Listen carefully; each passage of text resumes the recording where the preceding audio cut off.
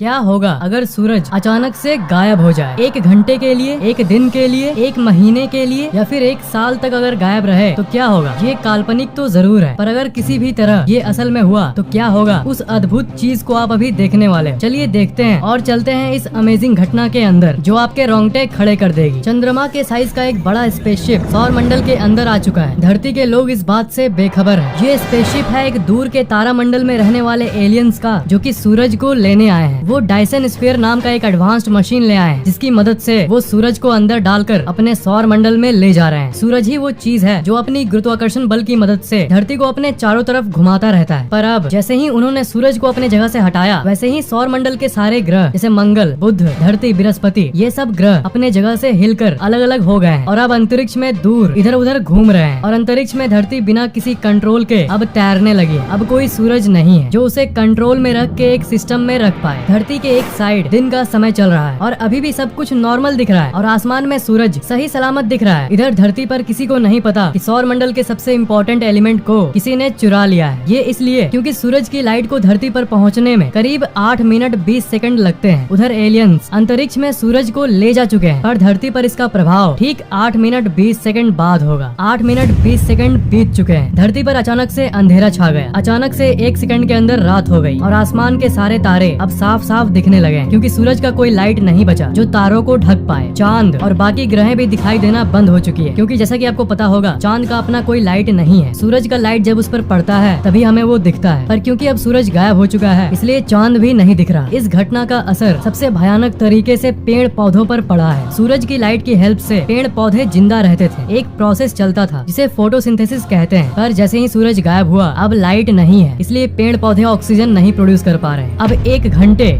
बीत चुके हैं। आधी दुनिया को समझ नहीं आ रहा कि आखिर ये हुआ क्या। जहाँ रात था वहाँ भी खबर पहुँच चुकी है कि धरती के दिन वाले साइड में भी रात हो चुकी है। पूरी दुनिया इस घटना से हैरान है। टेम्परेचर धीरे धीरे गिरने लगा है। धरती धीरे धीरे ठंडी होनी शुरू हो गई है, पर धरती के अंदर का जो कोर है उसके चलते धरती अभी भी अच्छी खासी गर्म है और ज्यादा फर्क नहीं पड़ा है। अब 24 घंटे बीत चुके हैं। सब कोई सूर्योदय की उम्मीद कर रहा है, पर सुबह के 8 बज गए पर अभी तक कोई सूरज नहीं निकला। गवर्नमेंट भी कुछ नहीं कर पा रही, क्योंकि ये घटना इंसानों के हाथ में नहीं है। अब तापमान 8 डिग्री सेल्सियस तक नीचे गिर गया है। कुछ पेड़ पौधे और जानवर अचानक से बदलते इस मौसम के चलते कमजोर होना शुरू हो गए। सारा सिस्टम नष्ट हो चुका है, पर समुद्र के अंदर के जो जीव हैं उन्हें कुछ चेंजेस नहीं दिख रहे हैं। उनके लिए उनकी दुनिया अभी भी वही है। अभी भी जगह जगह पर थोड़ी गर्मी बची हुई है, क्योंकि धरती के वायुमंडल की एक खासियत ये है कि वो सूरज से मिली गर्मी को कुछ दिनों के लिए अपने अंदर रख सकता है, जिसके चलते ऐसी नौबत नहीं आए कि हर जगह बर्फी बर्फ हो जाए। पर ये स्टोर्ड गर्मी सूरज के बिना सिर्फ 3 या 4 दिन तक ही रह सकती है। पर अब 7 दिन बाद 7 दिन बीत चुके हैं। अभी भी धरती पर अंधेरा छाया हुआ है और तापमान माइनस में पहुंच गया है, -20 डिग्री सेल्सियस। जिसका डर था वही हुआ। 0 डिग्री में पानी बर्फ बन जाता है, पर अब पूरी दुनिया की टेम्परेचर -20 डिग्री सेल्सियस है। इसलिए अब पानी लिक्विड यानी तरल रूप में मौजूद नहीं है। टीवी और इंटरनेट अचानक से बंद हो गई है, क्योंकि सैटेलाइट्स जिसे सूरज की रोशनी से पावर मिलती थी सोलर पैनल के जरिए, उनकी पावर ऑफ हो गई है। किसी भी तरह से हाई पावर बैटरीज की मदद से वो 7 दिनों तक तो चल गई, पर वैज्ञानिकों ने कभी ये नहीं सोचा था कि सूरज नहीं रहेगा, ऐसा भी दिन आएगा। इसलिए उन्होंने कोई बैकअप प्लान नहीं बनाया था। दुनिया के जितने भी समुद्र और नदियां हैं सारी की सारी अब तक जम चुकी है। -20 डिग्री सेल्सियस टेम्परेचर के चलते पूरी दुनिया की बिजली अब चली गई है, क्योंकि जिस डैम के पानी से बिजली बनती है वो अब जम चुके हैं। इसलिए मोबाइल फोन टावर्स भी ऑफ हो चुके हैं और लैंडलाइन फोन्स भी बंद हो गई, क्योंकि इस दुनिया को ऑन रखने वाली बिजली अब गुल हो चुकी है। सिर्फ कुछ ही जगह पर बिजली बची है जहाँ पर दूसरे माध्यमों से बिजली बनाया जाता है, पर धरती का पूरा सिस्टम इधर से उधर होने के चलते वो भी कुछ ही दिनों में बंद होने वाले हैं। लोग अपने रिलेटिव से फोन पर बात नहीं कर पा रहे। इंटरनेट और फोन से जुड़ी वही दुनिया अब पूरी तरह से डिसकनेक्टेड हो चुकी है। ज्यादातर पेड़ पौधे अब तक मर चुके हैं, क्योंकि बिना सूरज और बिना फोटोसिंथेसिस के वो इतने दिनों तक जिंदा नहीं रह सकते। और पेड़ पौधों को खाने वाले जानवर भी अब धीरे धीरे मर रहे हैं, क्योंकि पेड़ पौधे अब अपने आप को जिंदा नहीं रख पा रहे और सूख रहे हैं, जिसके चलते पूरी धरती पर इसकी कमी हो गई और उतने पेड़ अब तक नहीं बचे जिससे सारे जानवरों को खाना मिल